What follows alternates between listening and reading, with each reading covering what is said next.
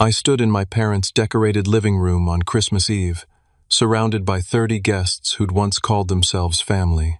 My brother Derek, the golden child who could do no wrong, raised his wine glass and announced loud enough for everyone to hear that I was nothing but a homeless nobody who lived in his car. My parents, Patricia and Harold, exchanged knowing smirks with Derek's wife, Sandra. Derek grinned wider and revealed he'd hired a private investigator to prove I'd been lying about cutting ties and building a new life. The report would arrive in 30 minutes, he promised. The room erupted in laughter and mockery as I stood frozen, holding my untouched eggnog.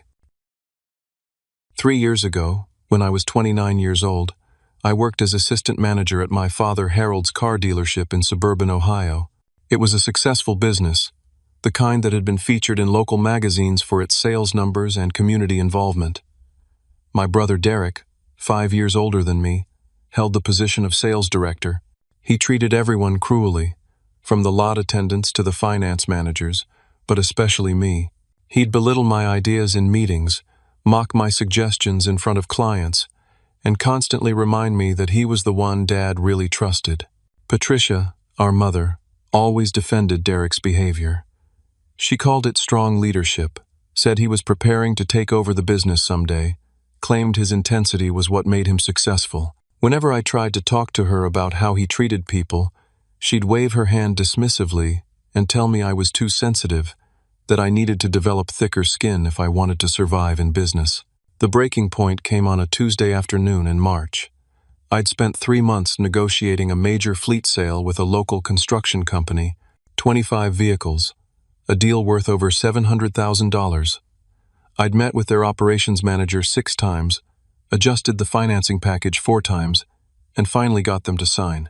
I walked into Harold's office with the signed contracts, proud of the work I'd done.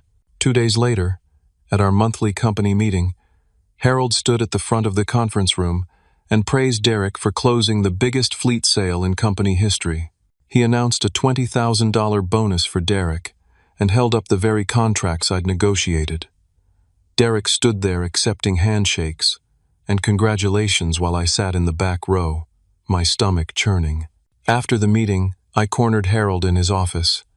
I showed him my emails, my meeting notes, the documentation proving every step of that sale had been my work. Harold looked at the evidence, then looked at me with eyes that held no warmth. He said family doesn't keep score.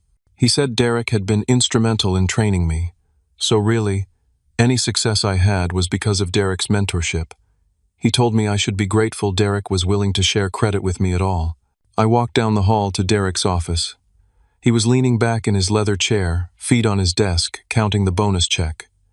When I confronted him, he actually laughed. He said I was naive if I thought hard work mattered more than relationships. He said Harold would always choose him, so I might as well get used to being second place. That's when I started digging through old files. What I discovered made my blood run cold. For 2 years, Derek had been systematically taking credit for my work. A sale I'd closed with a local business owner, Derek's name on the final paperwork. A marketing campaign I'd designed that increased showroom traffic by 32%, Derek presenting it as his idea. A customer retention program I'd implemented, Derek receiving an award for it at the regional dealer conference. I printed everything out. I organized it into a folder. I scheduled a meeting with Harold and Patricia together. I laid it all out on their dining room table, methodical and calm. I showed them the pattern, the proof, the timeline. I asked them why they'd let this happen. Patricia looked at the papers like they offended her. She said I was being jealous and ungrateful. She said I was trying to tear the family apart out of spite. She accused me of fabricating evidence because I couldn't handle Derek's success. Harold just shook his head and said he was disappointed in me for trying to sabotage my own brother. I quit on the spot. I told them I was done with the dealership, done with the lies, done with being treated like I didn't matter. Patricia called after me as I walked out, saying I'd regret throwing away my future. Harold said I'd come crawling back within a month when I realized how good I'd had it. I moved out of my apartment near the family that same week. I cut all contact. I didn't answer their calls. I didn't respond to their emails. I returned their Christmas cards unopened. For 3 years, I built a life they knew nothing about. Last week, my cousin Emma reached out via social media. She sent me a long message begging me to come to Christmas. She said Patricia was sick, that the doctors weren't sure how much time she had left, that the family needed to come together. She said Mom cried every night because I wasn't there. She said Dad had aged 10 years from the stress of our estrangement. Guilt ate at me for 3 days. I thought about my mother being ill. I thought about the possibility of never seeing her again. Finally, I messaged Emma back and agreed to come to this one gathering. When I arrived at the house tonight, Patricia opened the door looking healthier than I'd ever seen her. Her color was good. Her energy was high. She wasn't sick at all.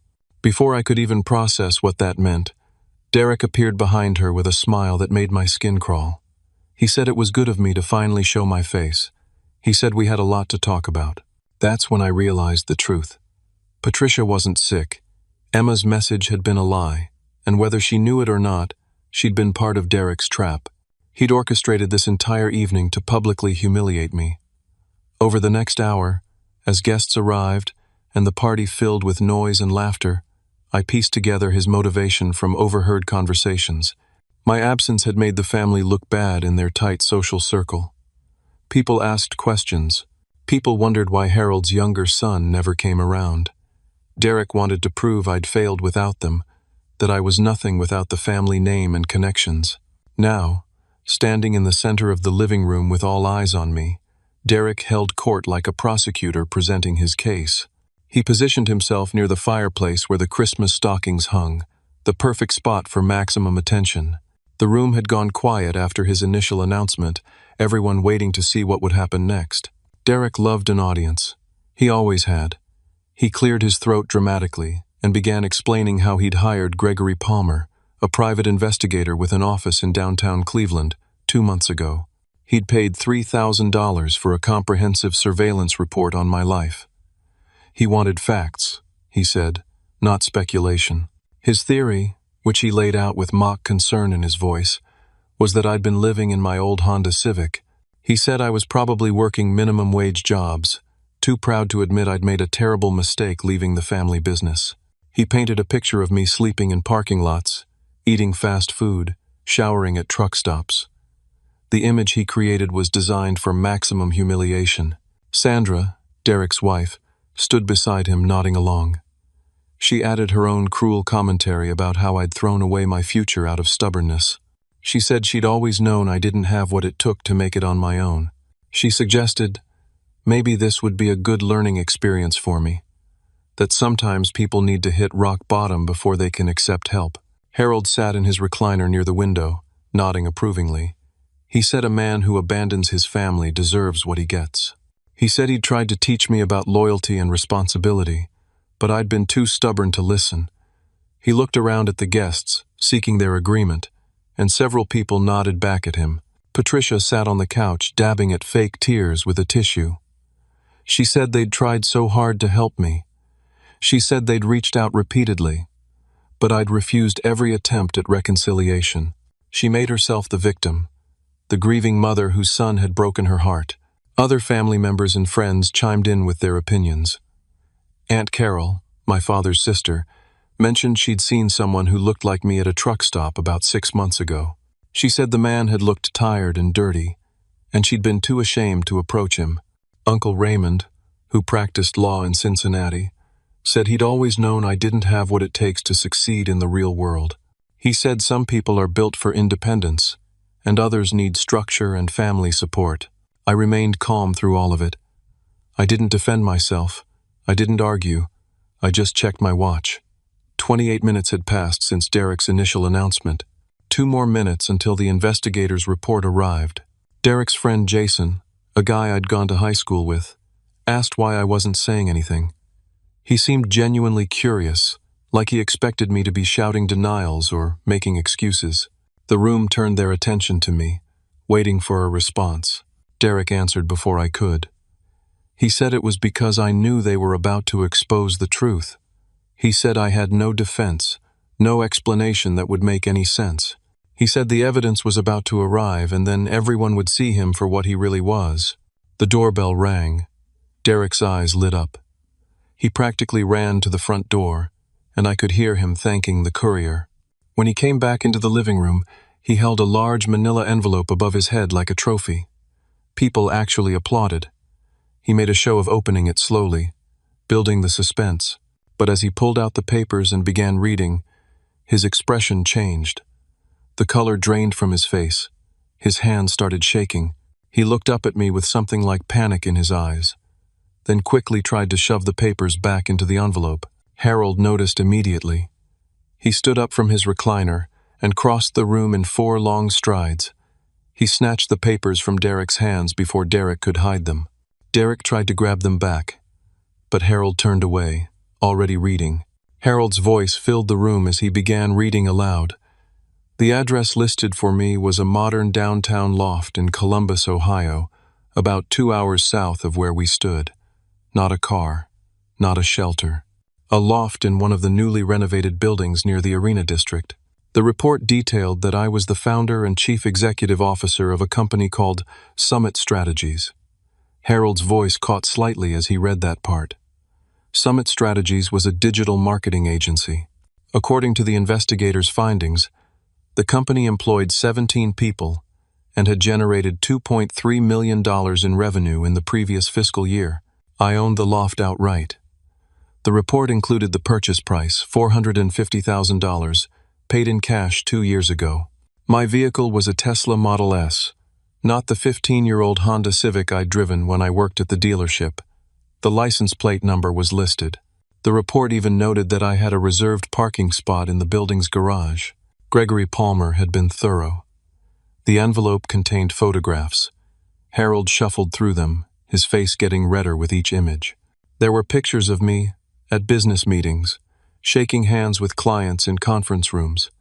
Photos of me at networking events, wearing suits that cost more than I used to make in a month at the dealership. Images of my office, a corner space, with floor-to-ceiling windows overlooking the Scioto River. The room had gone completely silent. You could have heard a pin drop on the hardwood floor. Patricia stammered that there must be some mistake. She said investigators can be fooled. She suggested maybe I'd hired an actor to impersonate me, or rented props for photographs. Derek grabbed the papers back from Harold. He flipped through them frantically, looking at the financial documents, the business registration records filed with the Ohio Secretary of State, the lease agreements, the bank statements. His face had gone from white to a mottled red. Sweat beaded on his forehead despite the cool temperature in the house. Harold's face contorted with rage. The veins in his neck bulged, his hands clenched into fists at his sides. He looked at me like he was seeing a stranger. Sandra looked confused, then angry. She turned to Derek with an expression that suggested she was about to have a very different conversation with her husband later that evening. She crossed her arms and took a small step away from him. I finally spoke. My voice came out calm, steady. I explained that I'd started Summit Strategies from nothing after I left the dealership. For the first year, I worked 2 jobs. During the day, I did freelance marketing consulting for small businesses. At night, I worked the front desk at a hotel near the Ohio State University campus. I lived in a tiny studio apartment that cost $500 a month. I ate ramen and peanut butter sandwiches. I saved every dollar I didn't absolutely need to spend. While working those jobs, I built my client base. I started with small projects, building websites for local restaurants and managing social media for retail stores. I delivered quality work. I met deadlines. I charged fair prices. Word spread. My first major client was a tech startup run by 3 Ohio State graduates. They were building an app for college students. They had a tiny budget but big dreams. I took them on. 2 years later, that startup went public. The founders remembered who'd helped them when no one else would. They referred me to other startups, other entrepreneurs. My business grew. I hired my first employee, then my second. I moved out of the studio and into a better apartment.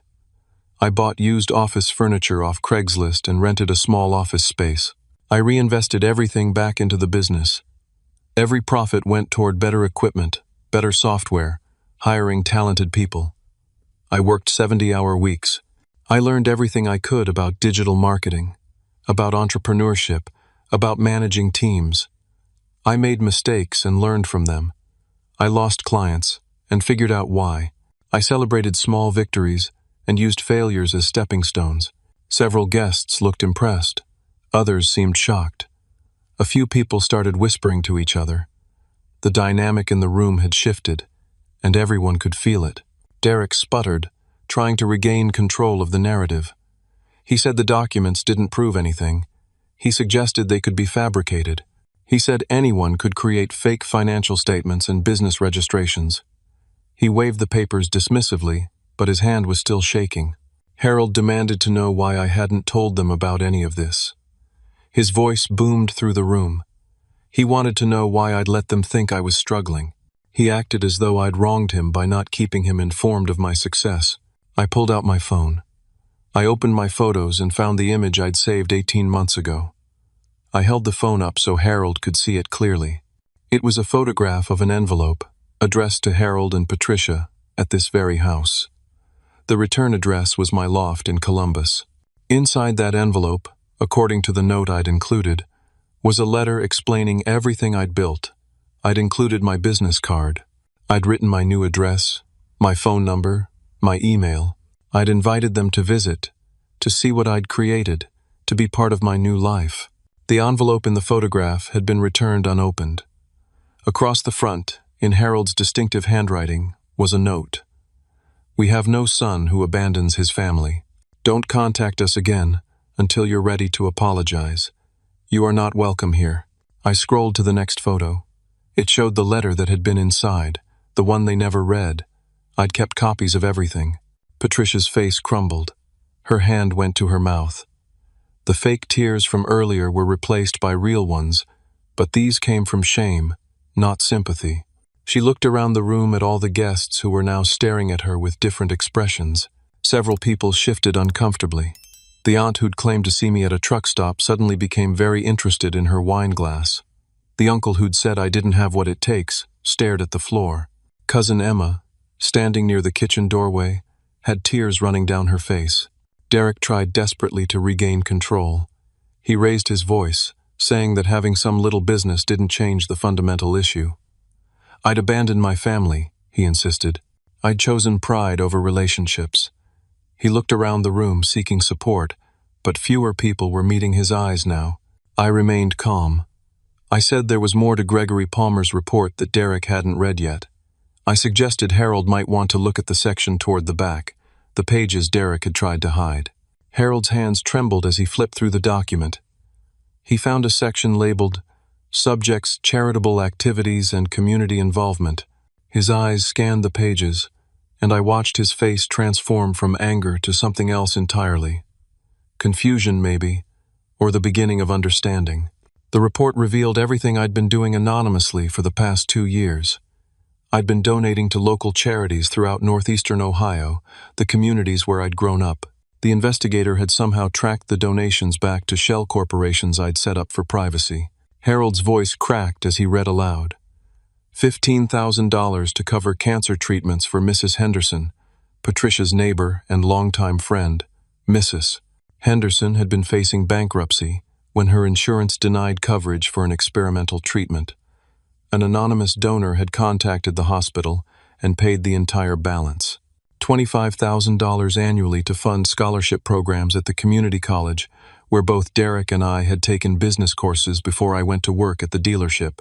The scholarships were designated for students from low-income families who showed potential but lacked resources. $10,000 annually to support the youth center, where Derek and I had played basketball as kids. The center had been struggling with budget cuts. An anonymous donor had stepped in to fund their after-school programs and summer camps. The list continued. Donations to the food bank, support for a women's shelter, funding for a program that provided interview clothes and job training for unemployed workers. Mrs. Henderson was actually at the party. She'd been standing near the dining room, probably invited by Patricia to witness my supposed humiliation. When Harold read her name and the amount, she gasped. Her hand flew to her chest. She started crying, real tears that came from deep gratitude and shock. She spoke up, her voice shaking. She confirmed that someone anonymous had indeed paid her medical bills 18 months ago. She'd been 2 weeks from losing her house. The hospital had been threatening collections. Then suddenly, miraculously, the entire balance was cleared. She'd tried to find out who did it, but the hospital said the donor insisted on complete anonymity. She'd prayed every day to thank whoever had saved her life. Emma finally found her voice. She stepped forward from the kitchen doorway. She revealed that when her mother, my Aunt Susan, had died suddenly last year, the funeral costs had been overwhelming. Emma had been trying to figure out how to pay for everything when the funeral home called to say an anonymous donor had covered all the expenses. She'd never known who. Now she understood. The energy in the room had completely shifted. People were looking at Derek and Patricia with expressions ranging from confusion to disgust. The narrative Derek had tried to create was falling apart. Instead of a failed, homeless son, they were seeing someone who'd succeeded beyond any of their expectations and used that success to help others quietly, without seeking recognition. Sandra spoke quietly to Derek, but in the silence of the room, everyone could hear her. She asked if he'd known about any of this. Her voice held an edge of accusation. Derek insisted I'd done it all to show off, to make the family look bad by comparison. He said it was a calculated move to manipulate people's emotions. I shook my head. I told the room the truth. I'd helped those people because they needed it, and because it was the right thing to do. I'd kept it anonymous because I didn't want gratitude or recognition. I'd simply seen people struggling with problems I now had the resources to help solve. Mrs. Henderson had always been kind to me as a kid. The youth center had given me a safe place to go after school. The community college had given me my first real education in business. I was giving back to people and places that had given to me. Patricia tried to approach me. Her tears were genuine now, streaming down her face. She reached out her hands toward me and called me sweetheart, a term she hadn't used in years. She said she didn't know, that she'd had no idea I'd been doing all these things. I stepped back, maintaining the distance between us. My voice remained steady, but there was steel in it now. I told her she didn't know because she'd never asked. In 3 years, she'd never once wondered if I was okay. She'd never questioned the narrative Derek and Harold had created about me having a mental breakdown. She'd never doubted the story they spread through the community that I was unstable, unreliable, mentally ill. Derek had told people at the dealership that I'd been fired for theft. He'd spread rumors to clients that I'd stolen customer information. He'd tried to poison every professional relationship I might have had in the area. I pulled out my phone again. I'd saved certain things, knowing this confrontation might come someday. I found the voicemail Derek had left me 1 year ago. I played it on speaker, the volume turned up so everyone in the room could hear. Derek's voice came through the phone, tinny but clear. In the message, he was laughing. He talked about how he'd successfully spread rumors about me. He bragged about contacting my early clients, trying to discredit me. He said I deserved to suffer for walking away from the family. He called me worthless trash. He said I'd never succeed at anything. He threatened legal action if I ever tried to contact the family again. The message was vile, filled with cruelty and contempt. The room was absolutely silent as the message played. When it ended, no one spoke. Sandra had gone pale. Several guests looked away, unable to meet anyone's eyes. The voicemail finished playing, but Derek's cruel voice seemed to echo in the sudden silence. Sandra stood frozen, staring at her husband like she'd never seen him before. Her mouth opened, then closed. Finally, she spoke, her voice barely above a whisper. She asked Derek what he'd done. Harold tried to defend his oldest son. He said Derek had been protecting the family name. He claimed that sometimes tough measures were necessary to deal with difficult situations. He looked around the room for support, but found none. People were looking at their drinks, at the floor, at the Christmas tree, anywhere but at Harold's face. I cut through Harold's excuses. I asked him directly what Derek had been protecting. Was he protecting the family from the truth that I could succeed without them?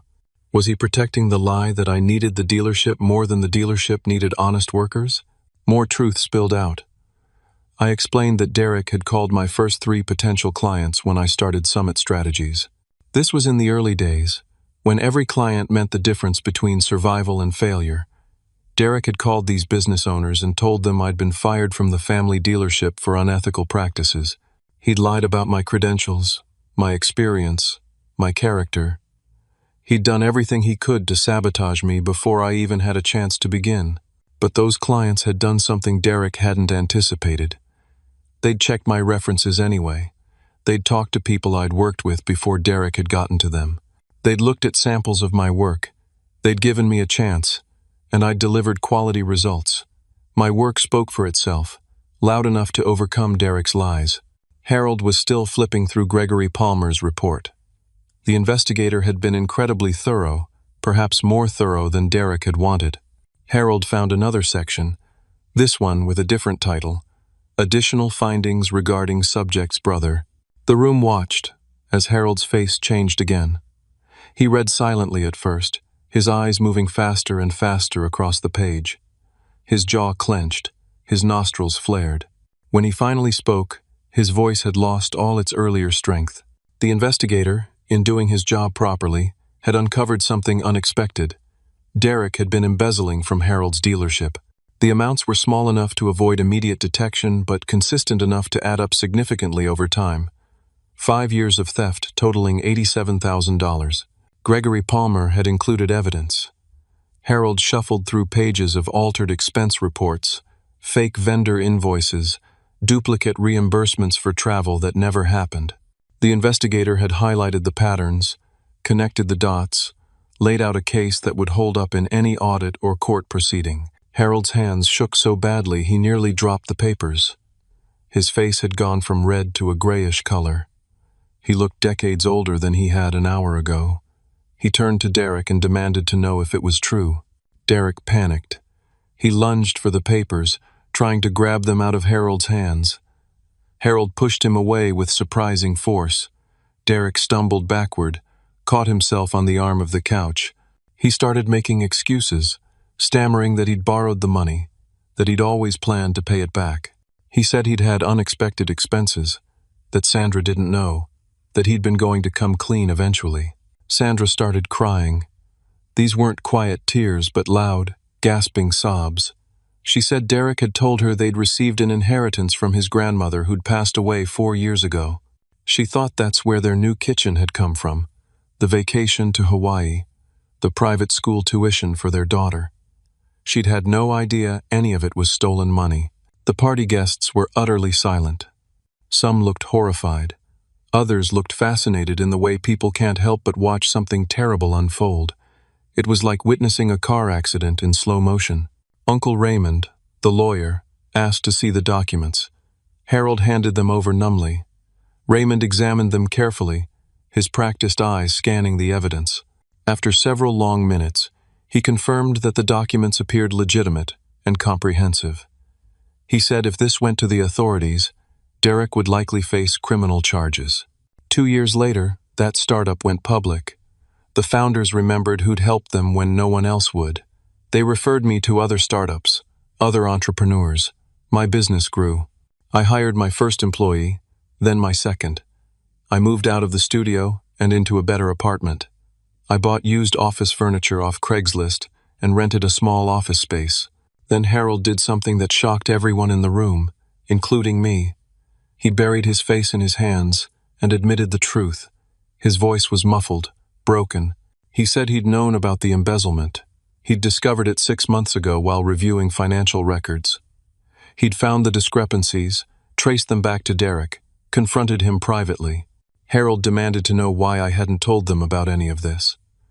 His voice boomed through the room. He wanted to know why I'd let them think I was struggling.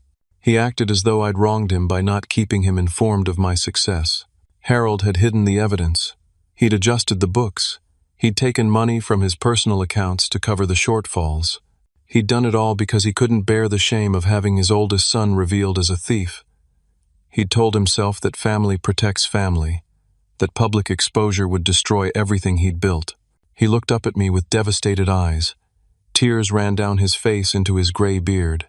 He said he'd chosen to protect the wrong son. He'd covered for a thief, while refusing to even read a letter from the son who'd actually made something of himself. The room erupted. People started talking all at once. Sandra grabbed her coat from the closet near the front door. She told Derek through her tears that she was leaving. She was taking their daughter Emma, their 10-year-old who'd been upstairs playing with her tablet unaware of the drama below, and they were going to her mother's house. She said she couldn't even look at him right now.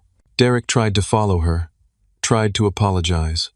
He grabbed her arm, but she pulled away. She told him not to touch her. She said she'd married a man she thought was honorable and successful, but she'd been living with a liar and a thief. She called her daughter's name, and the little girl appeared at the top of the stairs, confused by the shouting. Harold stood, his posture defeated. He told Derek to leave his house. His voice carried no anger now, just exhaustion. He said he didn't want to see Derek's face. Patricia cried out in protest, but Harold ignored her. He repeated that Derek needed to leave. Now, tonight. Derek turned on me, his face transformed with rage. He screamed that this was all my fault. I'd brought that investigator's report. I'd exposed his secrets. I'd destroyed his family. Spittle flew from his mouth as he shouted. Several guests backed away from him. I remained still, my voice calm. I pointed out that Derek had hired the investigator. He'd been the one who wanted to dig into my life and expose my secrets. The truth had come out because he'd gone looking for it. If he'd left me alone, none of this would have happened. He'd set this entire nightmare in motion himself. Guests started leaving. They grabbed their coats, mumbled awkward goodbyes, hurried to their cars. Nobody wanted to be part of this family implosion anymore. Within 10 minutes, the room had cleared of everyone except immediate family and a few close relatives who felt obligated to stay. Mrs. Henderson approached me before she left. She was a small woman, barely 5 feet tall, with white hair and kind eyes behind thick glasses. She wrapped her arms around me in a tight hug. She thanked me through tears, her voice muffled against my chest. She said I'd saved her life. She said she prayed for me every single day, even not knowing who I was. She promised to keep praying, now that she knew. She pulled back and looked up at me with a fierce expression. She told me I was a good man, the kind the world needed more of. Emma, my cousin who'd sent the message that brought me here, approached next. She was 24, working as a teacher in the local elementary school. She apologized for not defending me earlier in the evening. She said she'd been afraid of going against the family narrative. She'd been complicit in the lies, even if she'd never said cruel things herself. Her silence had been its own form of betrayal. She asked if I could forgive her. I told her I understood. Standing up to family is one of the hardest things a person can do. I didn't hold her earlier silence against her. Harold approached me slowly, like someone walking toward their own execution. He tried to apologize. His words came out jumbled, desperate. He said he'd been wrong, so terribly wrong. He said he'd let his pride and his favoritism blind him to the truth. He asked if I could forgive him. He said he wanted to make things right.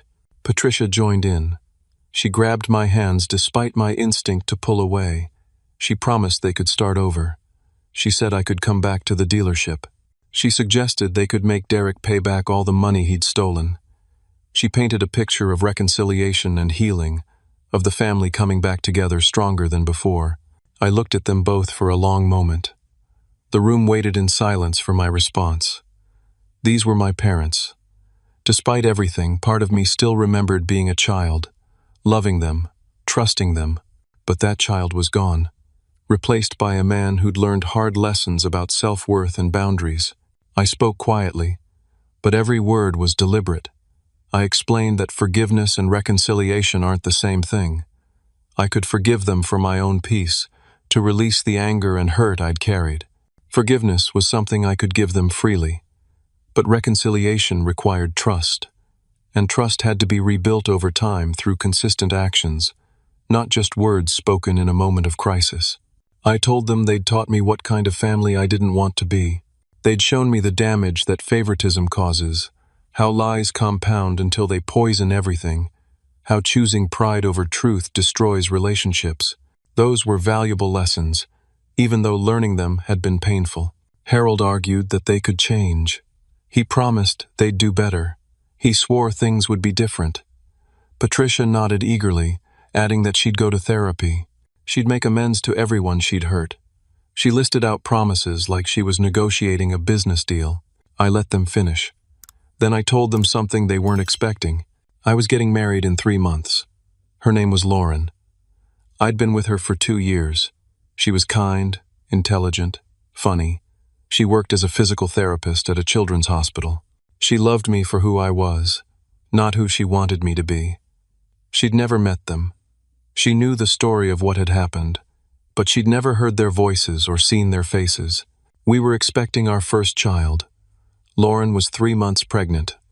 We'd found out right before Thanksgiving. We were excited, terrified, ready. We'd been looking at baby names and painting a nursery in our loft. We'd been building the kind of family I'd always wished I'd had. 18 months ago, when I sent that letter they'd returned unopened, I'd invited them to be part of this life. The letter had included an invitation to visit, to see my business, to meet Lauren. I'd wanted them to know they had a chance to be part of something good. They'd rejected it. They'd sent it back with a cruel note and never looked back. I told them I'd come to the party tonight because Emma said Patricia was sick. That was compassion. That was me caring despite everything. But I wasn't going to stay in a relationship where I constantly had to prove my worth. I already knew my worth. Lauren knew it. My employees knew it.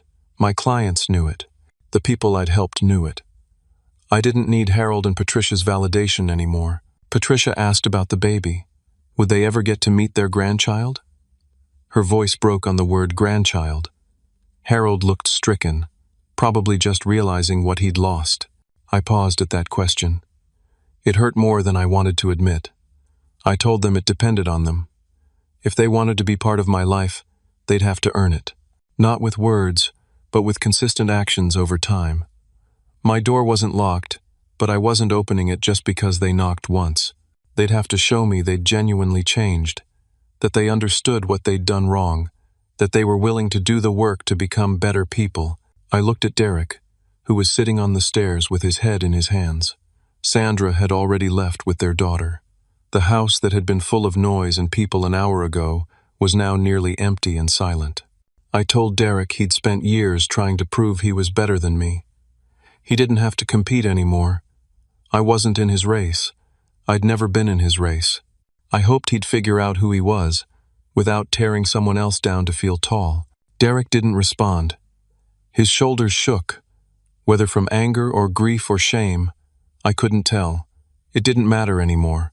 I walked toward the front door. Each step felt lighter than the last.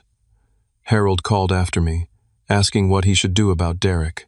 Should he call the police? Should he press charges? Should he try to work it out privately? He sounded lost. A man who'd built his identity on being in control, now realizing he'd never really been in control of anything. I turned back. I told him that was between him and Derek. But if he covered for Derek again, he'd just be enabling the same pattern. He'd be teaching Derek that actions don't have consequences, that family means you can hurt people without accountability. Real love sometimes means letting people face the results of their choices. It means saying no. It means enforcing boundaries, even when it's painful. Patricia asked if they'd ever see me again. Her voice was small, vulnerable. She wanted to know if she'd get to meet her grandchild. The question hung in the air between us. I paused with my hand on the doorknob. That question deserved a real answer. I told them it depended entirely on them. If they wanted to be part of my life, they'd have to earn that privilege. Not with words or promises made in a moment of crisis, but with consistent actions over months and years. My door wasn't locked forever, but I wasn't opening it just because they knocked once. They'd have to show me through their choices that they understood what they'd done wrong. They'd have to demonstrate that they were willing to change, to treat people with respect, to value honesty over image. If they could do that work, genuinely and consistently, then maybe someday there could be a relationship. But it would be a new relationship, built on new terms, with clear boundaries and mutual respect. I looked at Derek one last time. He was still sitting on the stairs, head in his hands. I told him something I hoped would eventually sink in. He'd spent years trying to prove he was better than me, competing in a race I'd never entered. He didn't have to do that anymore. I wasn't his competition. I'd never been his competition. I hoped he'd figure out who he was, without needing to tear someone else down to feel valuable. Derek didn't respond. His shoulders shook, whether from anger or grief or shame. I couldn't tell. It didn't matter anymore. His journey was his own now. I walked out of the house and crossed the lawn to where my Tesla was parked at the curb. The winter air felt clean and cold in my lungs. I could see my breath in small clouds. Christmas lights twinkled on houses up and down the street. Somewhere in the distance, I heard church bells ringing. I got in my car and sat for a moment before starting the engine. I pulled out my phone and called Lauren. She answered on the second ring, her voice warm and concerned. She asked how it went. I told her exactly how I expected. The truth had come out. The family had imploded. Derek's crimes were exposed. Harold's complicity was revealed. Patricia's lies were laid bare. It had been brutal and ugly and necessary. Lauren asked if I was okay. That simple question, asked with genuine care, almost broke me. I took a breath and told her the truth. I was better than okay. I felt lighter. I felt free. The weight I'd been carrying for 3 years, the burden of their judgment and rejection, had lifted. She said she'd make hot chocolate, and we could talk when I got home. She asked if I wanted to stop and get anything on the drive back. I told her just to be there. That was all I needed. She laughed, that bright sound that had first made me fall in love with her. She said she wasn't going anywhere. As I drove through the dark streets toward the highway, I found myself reflecting on the journey that had brought me here. 3 years ago, sitting in Harold's dealership office, with proof of Derek's theft of my work, I'd felt worthless. I'd questioned everything about myself. Was I not good enough? Not smart enough? Not worthy of recognition or respect? Cutting ties with my family had felt like failure at the time. I'd grown up believing family was everything, that blood was thicker than water, that you stuck together no matter what. Walking away had felt like admitting defeat. But that distance had given me something invaluable. It gave me space to discover my own strength. Without Harold's shadow, or Derek's cruelty, or Patricia's favoritism, I'd learned who I was. Building summit strategies from nothing had taught me resilience I never knew I possessed. Every obstacle I overcame, every client I earned, every employee I hired, proved to me that I was capable. Meeting Lauren had taught me what healthy love actually looked like. She didn't keep score. She didn't play favorites or pit people against each other. She celebrated my successes without needing to diminish them. When I struggled, she supported me without making me feel weak. She was a partner in every sense of the word. The baby growing inside her represented a future I was creating intentionally. I would be a father who saw his children clearly, who valued them for who they were rather than who I wanted them to be. I would never pit siblings against each other or play favorites. I would teach them that family is defined by how you treat each other, not just by shared DNA. I realized my family's rejection had actually been a gift, though I'd never asked for it. Their refusal to see my value had forced me to find it within myself. Their lies about me had made me fiercely committed to honesty. Their favoritism had taught me the importance of equity. Their cruelty had made me determined to be kind. I felt genuine peace now, not anger. I didn't hate Harold or Patricia or even Derek. I felt something closer to pity. They'd built their lives on appearance and control and favoritism, and tonight that foundation had cracked. They'd have to decide now whether to rebuild on something more solid or keep clinging to the rubble. My phone rang through the car speakers. I glanced at the screen. It was Emma. I answered, and her voice came through shaky with tears. She apologized again for being part of the trap tonight. She said she hadn't known Derek's real plan. She thought she was helping bring the family together. I told her I understood. I asked if she was okay. She laughed bitterly and said the party had cleared out fast. Uncle Raymond was helping Harold and Patricia deal with the situation.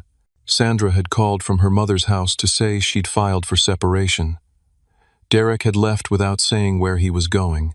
Emma said she'd spent the last hour thinking about everything.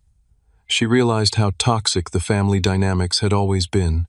She'd just been too close to see it. She asked if we could stay in touch, maybe meet for coffee sometime when I was in the area. I told her I'd like that. She'd been brave tonight, speaking up about the funeral expenses. That had meant something. We could build a relationship separate from the rest of the family drama. After we hung up, I drove in silence for a while. The highway was mostly empty this late on Christmas Eve. Most people were home with their families, gathered around trees and fireplaces, sharing meals and traditions. I thought about the life I was driving back to. Lauren waiting with hot chocolate, our loft with its view of the city. The nursery we'd started painting a soft yellow because we wanted to be surprised by the baby's gender. The business I'd built that employed people and changed lives. The quiet, anonymous donations that helped people who needed it. That was my real family now. Not the people I'd been born to, but the ones I'd chosen and who'd chosen me back. Lauren, who loved me on my worst days. My employees, who trusted me to lead fairly. My clients, who valued my work. Mrs. Henderson and Emma, and the others whose lives had intersected with mine in meaningful ways. The best revenge, I realized, wasn't proving Harold and Patricia wrong. It wasn't Derek's public humiliation or Harold's devastation at discovering his golden child's crimes. The best revenge was simply living well, building a life I was proud of, becoming the kind of person I wanted to be, choosing kindness over cruelty, honesty over lies, growth over stagnation. I couldn't force Harold to see my value, or Patricia to regret her favoritism, or Derek to change his character, but I could control who I became and how I treated people. I could choose to break the cycle, to build something better, to be different. As I pulled into my building's parking garage and found my reserved spot, I felt something I hadn't felt in years. Complete peace, no anger, no resentment, no desperate need for validation or recognition. Just quiet satisfaction with the life I'd created and excitement for the future I was building. I rode the elevator up to the 8th floor. When I opened the door to the loft, Lauren was on the couch with 2 mugs of hot chocolate on the coffee table. She looked up and smiled, and I knew I was exactly where I was supposed to be. We sat together for hours that night, talking through everything that had happened. She listened without judgment. She asked questions without pushing. When I talked about the pain of seeing my parents' faces when they realized what they'd lost, she held my hand. When I described Derek's voicemail and how ugly it had been, she reminded me that his cruelty said everything about him and nothing about me. Eventually, we moved to the window. The city spread out below us, lights twinkling like earthbound stars. She put her hand on her belly, and I covered it with mine. We stood there in comfortable silence, looking out at the world we were bringing our child into. I thought about what I wanted to teach this baby. Not to seek approval from people who couldn't give it. Not to compete for love or acceptance. Not to measure their worth by someone else's opinion. But to know their value. To trust their abilities. To build relationships based on mutual respect and genuine care. Sometimes the people who should love you most will fail you. That failure will hurt in ways that leave permanent scars. But those scars can become sources of strength. They can teach you what not to do, who not to be. They can motivate you to build something better. Your worth isn't determined by family approval or public recognition. It's not measured by whether your parents are proud, or your siblings are jealous, or your community acknowledges you. Your worth comes from who you are, how you treat people, what you build, how you grow. Success isn't about proving others wrong. It's about proving yourself right. It's about setting goals and reaching them, not for applause but for the satisfaction of achievement. It's about becoming someone you respect when you look in the mirror. Walking away from toxicity isn't abandonment or failure. Sometimes it's the only path to survival and growth. Sometimes the healthiest thing you can do is create distance from people who diminish you, even if those people are family. Forgiveness can exist without reconciliation. You can release anger and move forward without rebuilding relationships that harmed you. You can wish people well from a distance without inviting them back into your life. Real family is built on mutual respect, not obligation. It's chosen, not just inherited. The people who celebrate your victories without jealousy, who support you through failures without judgment, who see your value without needing proof, those are your real family. And perhaps most importantly, you can't force people to see your value. but you can absolutely choose to surround yourself with people who already do. As Lauren and I finally headed to bed that Christmas morning, the sky beginning to lighten with dawn, I felt grateful. Grateful for the 3 years of struggle that taught me strength. Grateful for the rejection that forced me to find my own path.